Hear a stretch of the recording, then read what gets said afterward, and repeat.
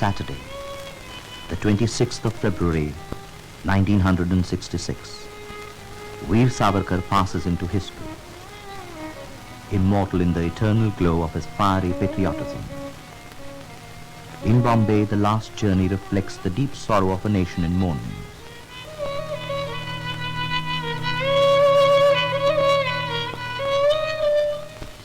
The militant spirit of the 1857 War of Independence reverberates through the life of Veer Savarkar.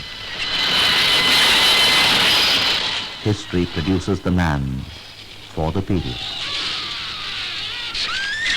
The nation doomed to a long period of darkness under colonial rule needed a reformer and a rebel. Swami Dayanand Saraswati, the reformist, and Vasudev Balban Phadke, the rebel, passed away in 1883. It was in that year that Vinayak Damodar Savarkar was born on 28th May at Bagul, a village near Nasik, Maharashtra.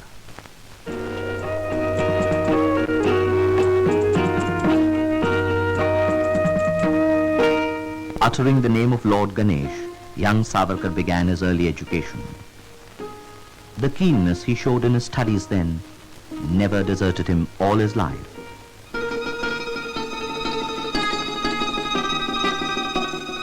Life had its own lessons to teach at the other end.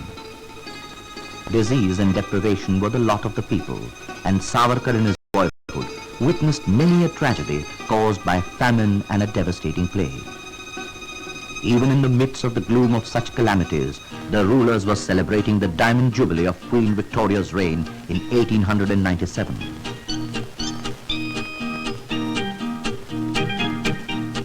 The callousness of the authorities roused the anger of the people to a flaming point.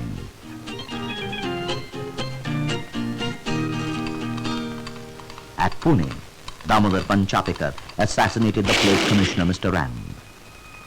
Other killings followed, and injustice was heaped in the name of justice. Savarkar had just turned 15 when he took a solemn pledge to dedicate his life for the freedom of his country. माझ्या देशाचे स्वातंत्र्य परत मिळवण्यासाठी सशस्त्र क्रांतीचा केतू उभारून मारिता मारिता मरे तो झुंजेल. To arouse the people, Savarkar composed a stirring ballad, hailing the martyrdom of the Chapekar brothers. गोळी सुटली गडबड मिटली दुष्ट नराधमचित पडे. By now, Savarkar's life had taken a firm course.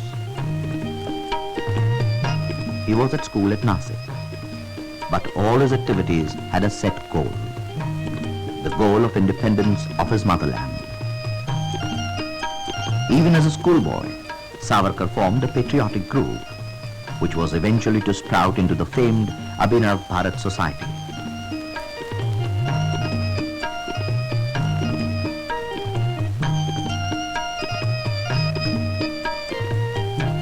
Independence was the watchword that would light the torch of liberty and wrest freedom from the imperialist crown. Burning with nationalist zeal, Savarkar came to Pune to study at Fergusson College.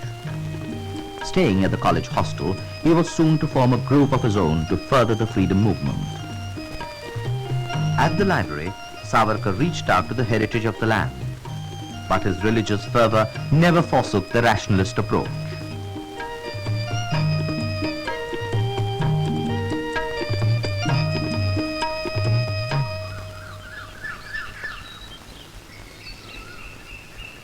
Emerging as a student leader, Savarkar widened his contacts. On important occasions, Savarkar called on Lokmanya Tilak while in Pune. In 1905, the partition of Bengal created a national issue, adding to the general unrest. To spur the people onto a greater political awareness, Savarkar, with Tilak's support, organized the Swadeshi campaign in Pune through staging a bonfire of foreign cloth. Savarkar's anti-imperialist campaign was frowned upon by his college authorities, who imposed on him a fine of 10 rupees.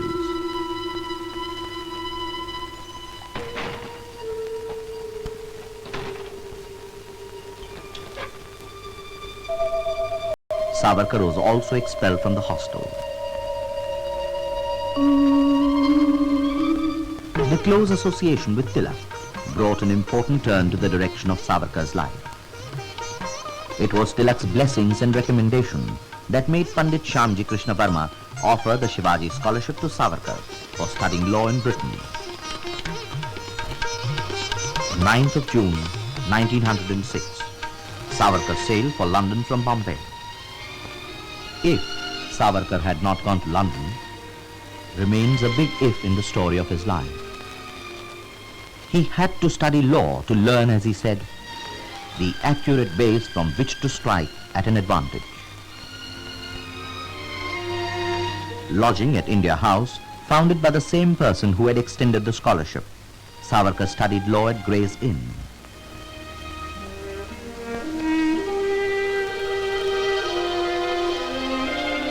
In London, Savarkar formed the India Society that brought several bright minds to work for the Abhinav Bharat. Britain celebrated the 50th anniversary of the Indian Mutiny of 1857 in a thanksgiving fashion, more so to condemn the revolt. In protest, Savarkar organized a solemn function to observe the Golden Jubilee of the Indian War of Independence and to pay homage to the martyrs.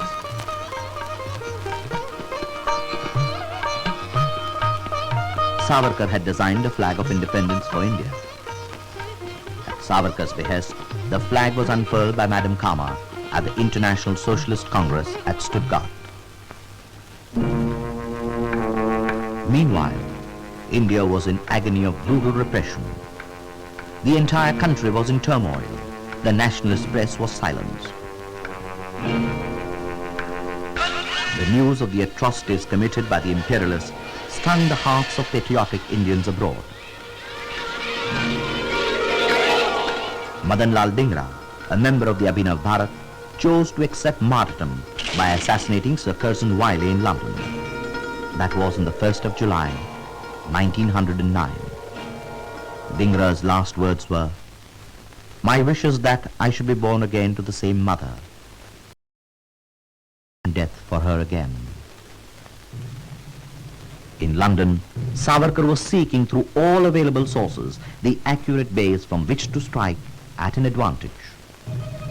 The British libraries were better stocked with books dealing with India. The India Office Library had a vast collection of original letters, secret parliamentary papers, and confidential documents concerning Indian affairs of the times and earlier. Savarkar had gained permission to study all available material. Finally, Savarkar completed his monumental work in Marathi on the First Indian War of Independence, 1857. The book was proscribed even before it was published, a great tribute to its contents. The English translation was circulated under the guise of classic fiction. Dhingra's martyrdom resounded with a mighty echo at a Nasik theatre, where a drama was being staged in honor of the outgoing collector, A.M.T. Jackson. A young patriot, Anand Kanhale, shot dead the representative of the British Raj.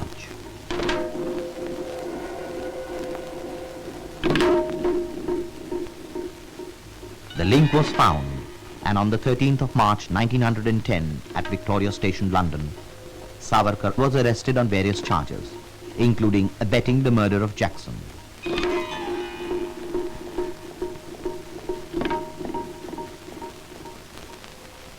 Britain conveniently forgot that it had sheltered great revolutionaries, Mazzini, Karl Marx, Garibaldi, Kossuth, and Lenin. Savarkar was sent back to India to stand trial. The 7th of July, 1910, the ship anchors at Marseille's port. Early next morning, Savarkar finds a way of escape.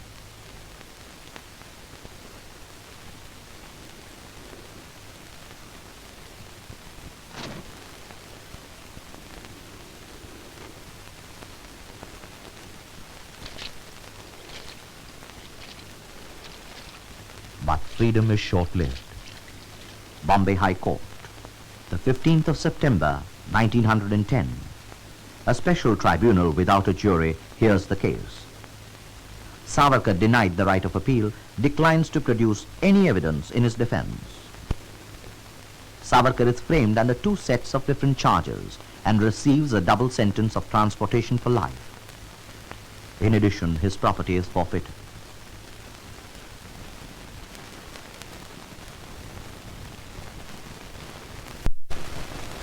The 4th of July, 1911. Savarkar is brought to Port Blair.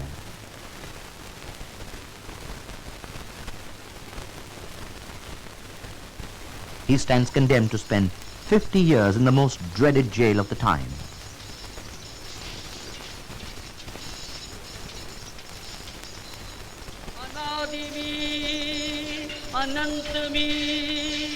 अनादिमी अनंतमी अवध्यमी भला मारिल रिपु जगति असा कवण जन्मला अनादिमी अट्टहास करित. At the cellular jail, the entire yard number 7 is isolated to heighten the agony of Veer Savarkar.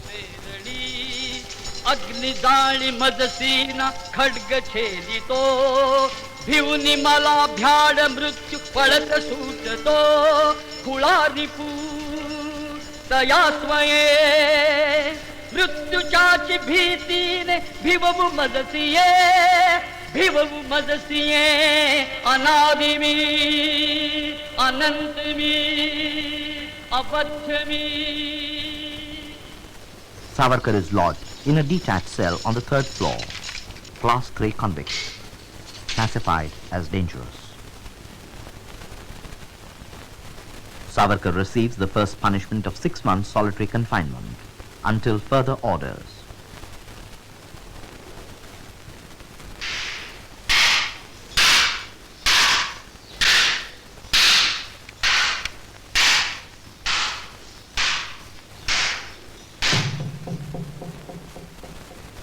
The Delhi Darbar of 1911 brought some relief by way of release or remission to even hardened criminals.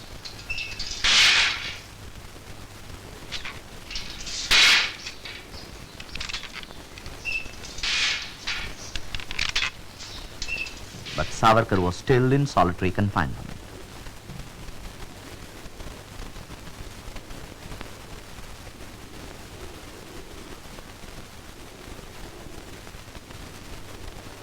Jailer Barry kept a close and constant watch on the activities of Veer Savarkar, helpless behind bars and in fetters.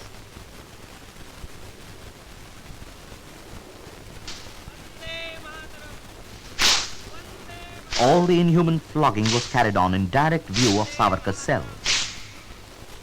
Those sent to the gallows were marched within Savarkar's sight to instill fear in his mind. But Savarkar kept his courage till the end. A 7-day standing handcuffs punishment was imposed on Savarkar for possessing a letter. Such cruelties were to be a common feature while Savarkar suffered imprisonment at the cellular jail. Again, a month's separate confinement, Savarkar now embarked on a glorious adventure of the mind. Poems after poems he wrote on the walls and memorized them as treasures for the future.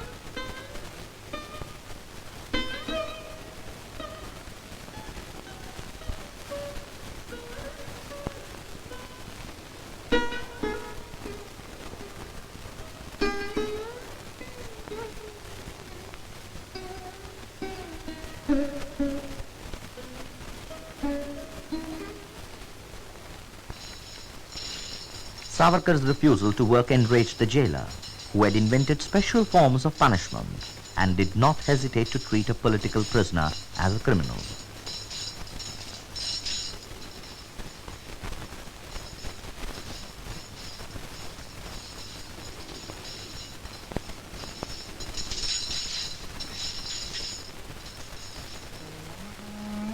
The strain of all these sufferings of body and mind finally told on Savarkar's health.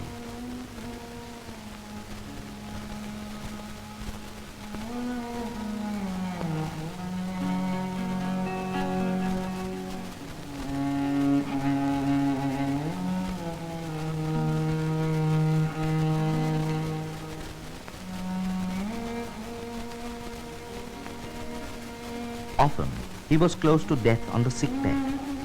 But with indomitable will he carried on. He had to see India independent.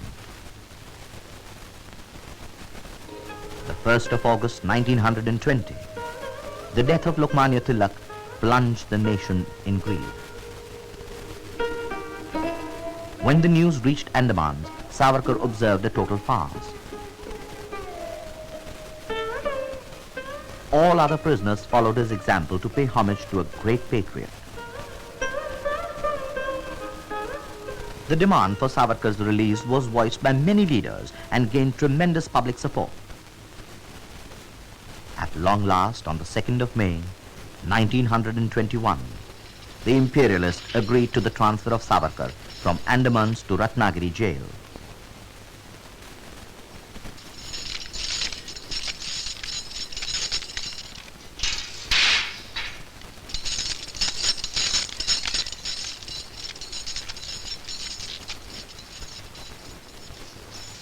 Here Savarkar recalled to memory the poems he had written on the cellular jail walls.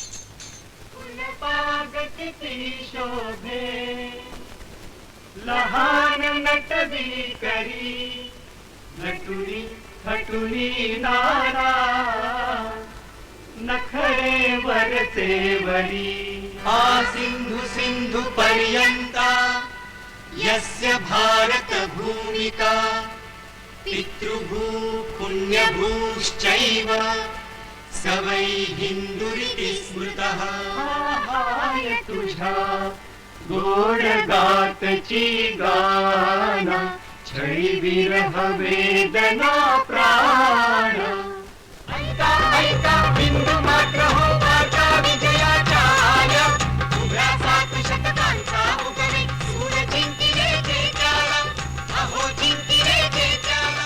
The 6th of January 1924, Savarkar is released conditionally.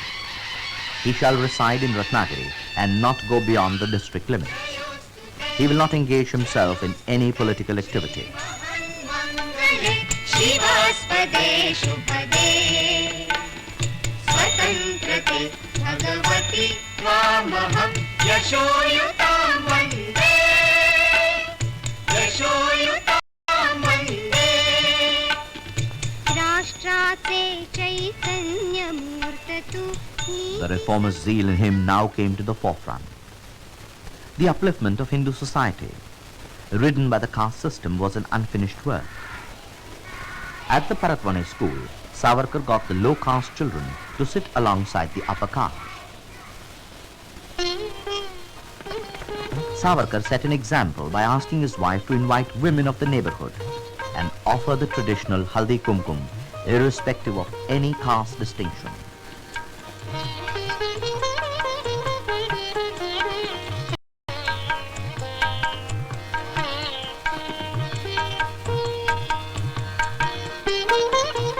Temple entry was another of such programs to promote oneness among the masses.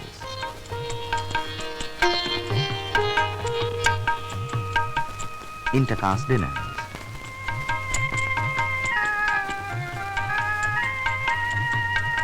In March 1927, Gandhiji came to Ratnagiri, the birthplace of Lokmanya Tilak. Now, opposite Tilak's home, Savarkar had his residence. Gandhiji called on Savarkar to renew their acquaintance of London days. Savarkar was granted an unconditional release. The 10th of May, 1937, 80 years to the day on which the first Indian War of Independence started. The first task was to understand the prevailing political climate in the country, even as the war clouds were gathering in Europe. Hitler unleashed the Second World War on the 3rd of September, 1939.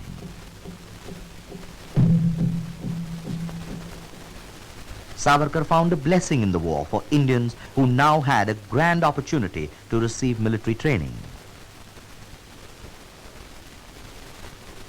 A war of independence was also in the mind of Subhash Chandra Bose, who was in course of time to form the Indian National Army.